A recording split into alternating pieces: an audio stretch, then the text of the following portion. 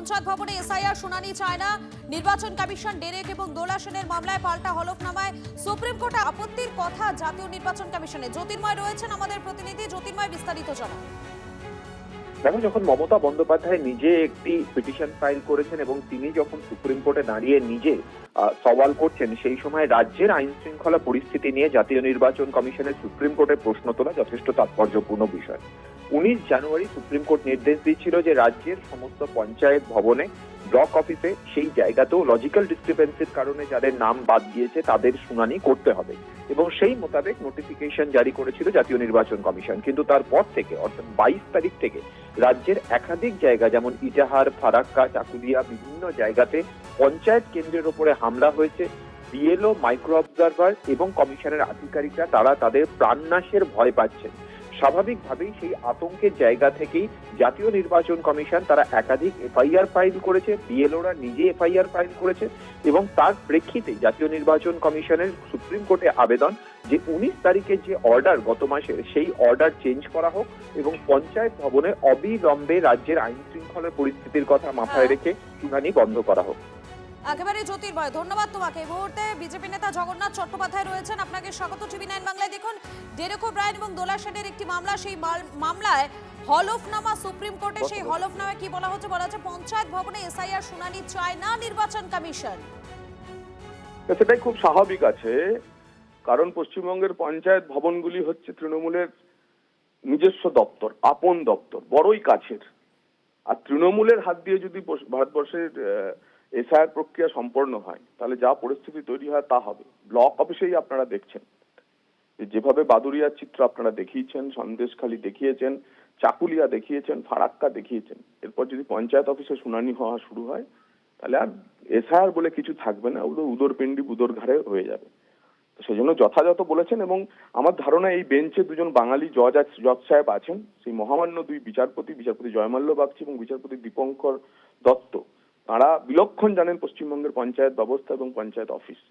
আমার ধারণা এই নিয়ে সদর্থক পদক্ষেপই সুপ্রিম কোর্ট করবে। ধন্যবাদ আপনাকে।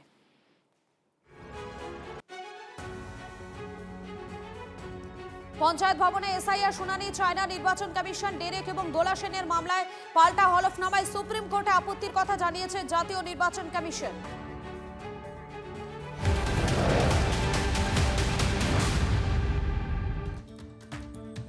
মানিকচকের শেখপুরায় বিজেপির পোস্টার লাগাতে এসে গ্রেপ্তার দুই উত্তরপ্রদেশের যুবক। আরও এক মালদার বাসিন্দাকে গ্রেপ্তার পুলিশের। ঘটনাকে কেন্দ্র করে তুমুল শোরগোল মানিকচকে। সংখ্যালঘু এলাকায় উত্তেজনা ছড়ানোর ছক, অভিযোগ স্থানীয়দের। খবর পেয়ে 3 জনকে গ্রেপ্তার করেছে মানিকচক থানার পুলিশ। পরে জামিনও পেয়ে যায় 3 জন। ঘটনার সামনে আসার পরই বিজেপিকে কটাক্ষ তৃণমূলের। মানিকচকের শেখপুরায় বিজেপির পোস্টার লাগাতে এসে গ্রেপ্তার দুই উত্তরপ্রদেশের যুবক। আরও এক মালদার বাসিন্দাকে গ্রেপ্তার পুলিশের। ঘটনাকে কেন্দ্র করে তুমুল শোরগোল মানিকচকে। সুব্রত রয়েছেন আমাদের প্রতিনিধি। সুব্রত, আর কি আপডেট রয়েছে? 3 জনকে ভোট অ্যারেস্ট করা হয়েছে, যে তাদের মধ্যে যে একজন অটো চালক, যে সেই সমস্ত পোস্টার গুলো নিয়ে যাচ্ছিল, এবং তারা উত্তরপ্রদেশে, তাদের মধ্যে 2 জন বাসিন্দা, তারা এই পোস্টার লাগাচ্ছিল। পোস্টার লাগাটার কারণ হচ্ছে, উত্তরপ্রদেশ থেকে আসার কারণ হচ্ছে, যেহেতু সেই সমস্ত জায়গা থেকে এই ধরনের পোস্টার গুলো এসছে, যেটা একেবারে নতুন স্টিকার লাগানোর মতো দেওয়ালে তারা সেই জল দিয়ে সেই ওই কাগজগুলো, পোস্টার গুলো আটকে দিচ্ছে। তো এই ধরনের পোস্টার যেহেতু যে এলাকায়, সেখানে তারা পোস্টারটা লাগাচ্ছিল, এবং সেটা হচ্ছে সংখ্যালঘু অধ্যুষিত, এবং সেখানে সেই পোস্টার লাগাতে গিয়ে কিছু মানুষ তাদের উপর চড়াও হয়, তাদেরকে মারধর করে, তাদেরকে আটক করে, ধরে রাখে। ঘটনাস্থলে পুলিশ পৌঁছায় এবং তাদেরকে তুলে নিয়ে যায়, তাদেরকে আটক করে। কিন্তু পুলিশ উদ্ধার করতে পারে, কিন্তু পোস্টার লাগাতে গিয়ে তাদেরকে অ্যারেস্ট কেন করা হলো, গ্রেপ্তার কেন করা হলো, এইটা নিয়েই সব থেকে বড় প্রশ্ন উঠছে। ধন্যবাদ। यहाँ पे क्या क्या दे? पोस्टर लगाते हैं सर। किसका पोस्टर?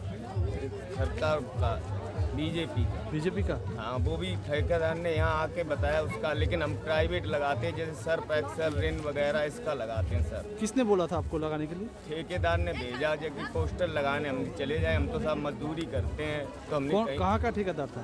वो बागपत का है।